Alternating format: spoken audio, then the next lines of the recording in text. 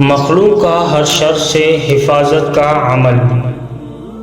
حضرت عبداللہ ابن خبیب رضی اللہ تعالی عنہ سے روایت ہے، فرماتے ہیں کہ ایک رات جب کہ بارش ہو رہی تھی اور سخت اندھیرا تھا، ہم رسول اللہ صلی اللہ علیہ وسلم کو تلاش کرتے ہوئے نکلے۔ پس ہم نے آپ صلی اللہ علیہ وسلم کو پا لیا۔ آپ صلی اللہ علیہ وسلم نے فرمایا، کہے۔ میں نے عرض کیا، کیا کہوں؟ فرمایا کہ قل هو اللہ احد، قل اعوذ برب الفلق اور قل اعوذ برب الناس۔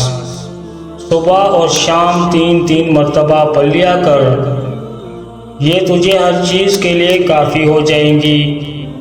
یہ تینوں صورتیں ہر شر سے حفاظت کے لیے کافی ہیں، یا ان کا پڑھنے والا اگر کوئی اور وظیفہ نہ پڑھ سکے تو ان کا ورد ہی اسے بے نیاز کر دے گا اور ہر شر سے محفوظ رہے گا۔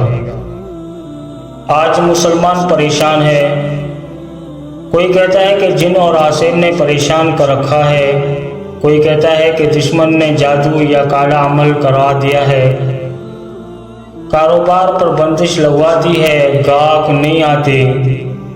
ہر کسی کو ہر روز ایک نئی بلا اور مصیبت کا سامنا ہے۔ اگر ہم اس وظیفے کو روزانہ پڑھ لیں، جس میں 2 یا 3 منٹ بھی نہیں لگتے، تو ہر بلا اور مصیبت سے انشاءاللہ